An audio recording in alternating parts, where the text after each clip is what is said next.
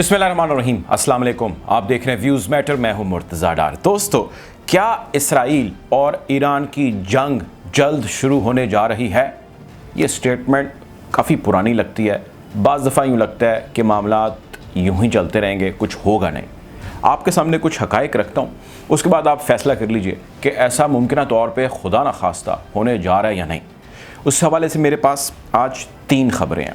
पहली खबर ये है कि इसराइल की सरकार ने अपनी पार्लियामेंट से जंग के लिए बजट मंजूर करा लिया, जो उसने लड़नी है ईरान के साथ। इस हवाले से आपको तफसील बताता हूँ। दूसरी आपको आज तफसील ये बताऊँगा कि IRGC यानी इस्लामिक रेवोल्यूशनरी गार्ड के जो कमांडर हैं, उन्होंने अमेरिका और इसराइल के बारे में जो उन्होंने ये कार्रवाई की है, जो एक्टिविटी की है, इस हवाले से उन्होंने एक स्टेटमेंट दिया।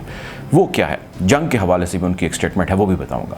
तीसरी चीज़ आपको आज ये बताऊंगा कि ईरान ने यूनाइटेड नेशन को अप्रोच किया और उन्होंने ख़बरदार किया है कि आपने अगर इसराइल को ना रोका तो मशरक़ के वस्ता के हालात के ज़िम्मेदार आप हमें नहीं ठहराएंगे।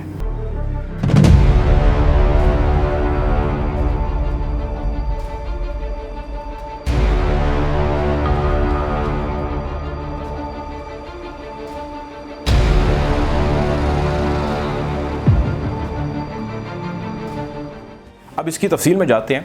आपने हमारे चैनल को अगर सब्सक्राइब नहीं किया तो कर लें, ताकि ऐसी मज़ीद वीडियोज़ आप तक बर वक्त पहुँच सकें।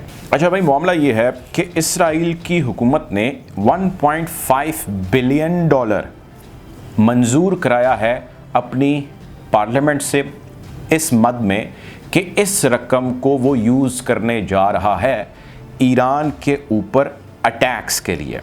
ये ख़बर बड़ी है।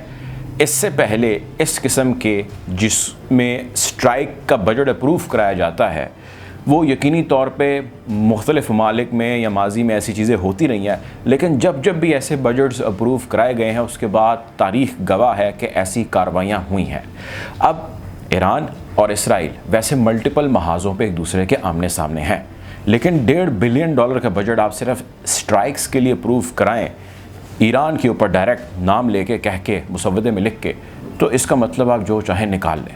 इसका इस्तेमाल कहाँ होगा वो भी जिक्र किया गया है इसी मुसव्वदे में। Funds will be used for aircrafts, drones, satellite system, air defence system and other weaponry Arsenal. इसके लिए इस्तेमाल किया जाएगा। इसराइल इसको यूटिलाइज़ करेगा। और इस हवाले से IDF के चीफ ने भी एक स्टेटमेंट दी है, एक बयान दिया है। उन्होंने ये कहा है कि greatly prepared for actions on Iranian nuclear programme, यानी कि इसराइली डिफेंस फोर्सेस के चीफ ने, उनके सालार ने ये कहा है कि हम तैयार हैं एक्शन लेने के लिए ईरानी न्यूक्लियर प्रोग्राम पे। ये स्टेटमेंट खुल्लम खुल्ला उन्होंने दी है after the approval of this $1.5 billion for attack on Iran. Iran के हवाले से इसराइल ने 4 कंसर्न्स रेज़ किए हैं और इसके ऊपर वो खासा प्रोपोगेट भी कर रहा है। पहला उसने कहा है कि जी nuclear program one of the main reasons. दूसरा उसने कहा है सैटेलाइट टेक्नोलॉजी, और इस किस्म की टेक्नोलॉजी उसके पास कि वो पूरी दुनिया जो है वो ख़तरे का शिकार हो चुकी है। तीसरा उसने कहा है ड्रोन टेक्नोलॉजी। उसमें इसने कहा है कि इस हद तक इनके पास एडवांसमेंट हो चुकी है कि ये हम सब के लिए ख़तरा है। चौथा उसने कहा है बैलिस्टिक मिसाइल। ये भी उसने कहा है कि ये इस हद तक इक्विप्ड हो चुके हैं ईरानियंस कि ये भी हम सब के लिए ख़तरा है।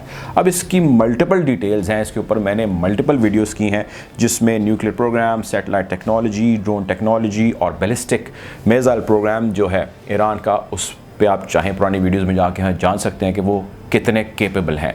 और ईरान के हवाले से इन चारों चीज़ों को इसराइल ने किस तरह रीज़न बनाया या उसने पेश किया, और उसके बाद उसने ये अमाउंट सैंक्शन कराई है।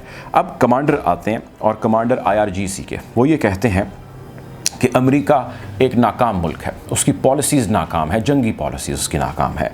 अफ़गानिस्तान में उसको शिकस्त हुई, इराक़ से वो 1 माह के बाद मिलिट्री अपनी निकाल देगा, लेबनान में उसको शिकस्त हुई, सीरिया में उसको शिकस्त हुई, मिडल ईस्ट के बाकी ममालिक में भी उसको शिकस्त का सामना हुआ। ये वही अमेरिका है जो बड़े बड़े डिफेंस एग्रीमेंट्स, मुआहदे, सेल परचेज़ के ऊपर हमेशा बहुत सारे कंसर्न्स हैं जो रेज़ करता है।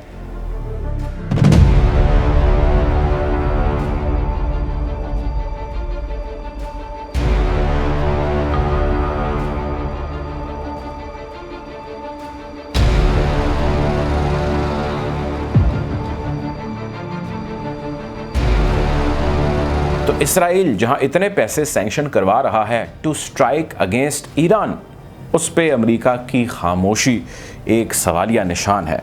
बहरहाल उन्होंने कहा कि हमने अमेरिका को JCPOA टॉक्स दोबारा करने पे मजबूर कर दिया और हमने उसको बैठ के टेबल पे बात करने पे रज़ामंदी उसकी किसी ना किसी तरह करवा दी और वो हमारे साथ बैठ के करना चाहता है और इस पर कुछ ही दिनों में पेशरफ्त हो जाएगी, जल्द जो है उसका आगाज़ होने लगा है। तो इस सारे मामले में इसराइल कौन से खेत की मूली है? बहरहाल आने वाला वक्त बताएगा कि मामलात हैं क्या। तीसरी और आखिरी चीज़ ये है कि ईरान के जो UN रिप्रेजेंटेटिव हैं, जिस तरह हर मुल्क के यूनाइटेड नेशन में रिप्रेजेंटेटिव होते हैं, उन्होंने एक मुसव्वदा पेश किया यूनाइटेड नेशन को। उन्होंने कहा कि मैं आपको अलर्ट कर रहा हूँ कि इसराइल की ईरान के ख़िलाफ़ इस वक्त जो जारियत है वो ख़तरनाक स्टेज तक आ चुकी है और मुमकिना तौर पर किसी भी वक्त किसी भी बड़ी चीज़ का आगाज़ हो सकता है। अगर इजरायली जारियत को ना रोका गया तो मामलात कंट्रोल से बाहर हो जाएंगे और आपने फिर हमें इस चीज़ का जिम्मेदार नहीं ठहराना। ये तंबीह कर दी है ईरान ने यूनाइटेड नेशन को। इसी किस्म की कुछ तंबीह OIC को भी की थी। कल ही मैंने उसके हवाले से वीडियो की जिसमें उसने दाइश के हवाले से कहा। आपसे कुछ चीज़ें मैं शेयर करता हूँ कि जब कभी भी ममालिक कोई बड़ी कार्रवाई प्लान कर रहे होते हैं तो उससे पहले जो माहौल है उसको साजगार बनाया जाता है। यानी कि किसी मुल्क के ऊपर इल्ज़ाम आए उससे पहले वो तमाम वो कार्रवाइयाँ कर लेता है। यानी कि वो यूनाइटेड नेशन को अप्रोच कर लिया, OIC को अप्रोच कर लिया, उस मुल्क को अप्रोच कर लिया, उसके दीगर एलाइज़ को अप्रोच कर लिया और हर जगह पहले आप हर घर से हो ली और आपने उनको कहा कि भाई इसको आप अपने तय पे मना कर लें, बात कर लें, अगर नहीं करेंगे तो बाद में नुकसान का जिम्मेदार आपने हमें नहीं ठहराना। एग्जैक्ट वही काम कर रहा है ईरान। बहरहाल अब वो दाइश का मामला हो या इसराइल का मामला हो, दोनों जानिब से पेनिट्रेशन हो रही है सिफारती सतह पे।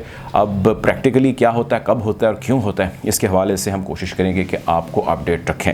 बहरहाल अपना ख्याल रखें, दुआ में याद रखें। अल्लाह हाफ़िज़।